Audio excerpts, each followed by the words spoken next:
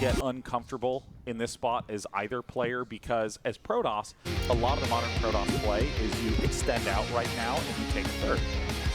For Zerg, you absolutely want to fourth really quickly. There's not a super easy to defend fourth just at this time in the game. If you like took the bottom left earlier, then you just take the bottom left main. But right now what Zerg kind of has to commit to doing is flooding tons of Hydra lanes on 3 bases. So Zerg's delaying the 4th base, and then, yep, you do a whole bunch of tactics like this in Zerg where you're going mass Hydra Muta to kill off Templar. This is where you want to just keep them off the 3rd base. When you do this, if you snipe all the Templars, this is going to be good. And then the Hydras come in and kill everything. Like this. This is what my games look like for a week or 2, man. Right when I started playing again, my hand got better. And it is so hard to stop. A lot of times it's Zerg can telegraph that they're doing it because they didn't take the bottom left natural expansion. Yeah. But then again, the really good Zerg players will take that, and then they'll still do the same style of play. Yeah, this is one of the big reasons why most Protosses just never stop making Corsairs, because this is so difficult to deal with. I had to run back and grab some caffeine, but did he not make mass Corsairs? Did he just do one in Scout? Yeah, he did sort of like the, I'm going to build a Corsair. Okay, I'm done. I'm going Templar. You know, one of those. I think you have to make, in the meta now, I think you have to keep making Corsairs. And a lot of times I find I'll lose a game just because I lost the Corsairs. And then it's like just hard to kind of get control of stuff.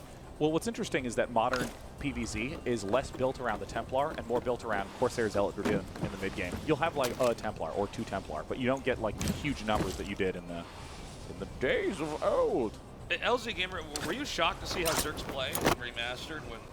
Yeah, actually, so I was shocked to see how much actually changed. You know? No, it's so weird. It's weird. I thought when I quit the game, like that was it. The meta was never going to evolve because I'm not there. You know? It's the level of play for me. I came back and there's so many random people that are quite good, whereas back then. And when I say quite good, I mean obviously not competing at the top of the ladder, but just they understood the game. Whereas even on WGT and PGT, you would face the good Koreans awfully. Yeah, but every time you hit a corner, you kind of knew because it was like there was something wonky. They're playing their own brand. It's a little bit slower. The macro's slipping. But now people are just like, nah, I've just been playing Broodwar for 10 years. Yeah. Damn, dude. Oh gosh, look at the flood of Hydras at the front of the map. This is going to end the game. This is horrifying. I mean, you snipe all the Templar. New ones can get remade, but they have 0 or 1 storms right now. And so now you have a choke. Also, I think you might have taken the base too soon with this style. I got some of the pro games and I've noticed like people just power so much harder. We're not to do against this style.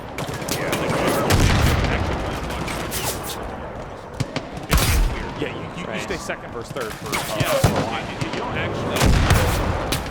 Remember back we were all playing GG. Oh my god. Back when we would all play, and like in this match, it's like the Protoss would like I have one gateway of Storm, and then I'm gonna get Salt Legs, and I'm gonna get Robo, and I'm gonna get Range, and then Jim would come in and say, no man, you're not gonna go. It's all about. I feel like nowadays Protoss, you almost have to build up a big enough army to take control of the map, right? Yeah.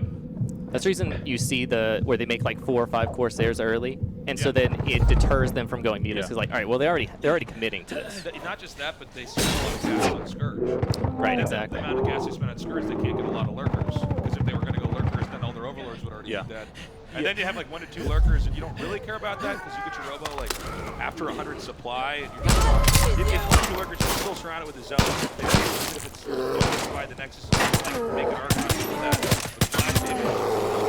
Yeah, I mean, like, in many ways, the way that the game works economically in StarCraft 2, you actually do a little bit of, okay, he's going A, well, I'll build the thing that's good against A, and then after a few layers of this, you have sort of even well-rounded armies against each other with little bits of harassment that, how do you answer? Just, good mini-map watching. But, so much of this matchup early on is like subtle economy stuff that's really hard to see unless you rewatch the same replay like 50 times and then compare it to a different game.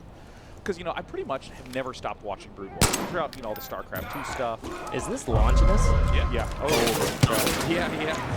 This is a throwback, boys. Yeah, this was on the remaster ladder.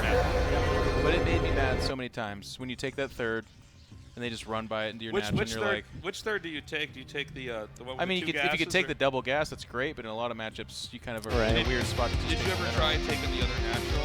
Because I feel like Yeah, that's the when I best way to play, play it. I think probably that's- the yeah. scariest thing. I think that's really the only way to play it. Otherwise, like, it's impossible to like defend both locations, or they just like run, you know, go where My you're not. StarCraft 2 mentality hurt me in Brood War sometimes because going back to the remaster. Because in StarCraft 2, sometimes you can just kind of be like, I'm going to do something a little bit different this map. I'm going to try something else. In Brood War, I find there was more rigid laws. It was like, no, on this map, if you don't take the natural, you're actually just in a hilariously bad spot. When you get to like a certain level, like some of these Zergs that can actually turtle so well with like lurkers and spores, there's just these like rules that you have to abide by. But StarCraft 2 has that too. Like there's moments where it's like you could definitely break somebody. You get to a certain point ahead and you will absolutely break somebody. Where I feel like it kind of gets fun. There's rules, but I find the areas it's like this is the best, but you can, if you're much better, you can kind of do this thing. At least now.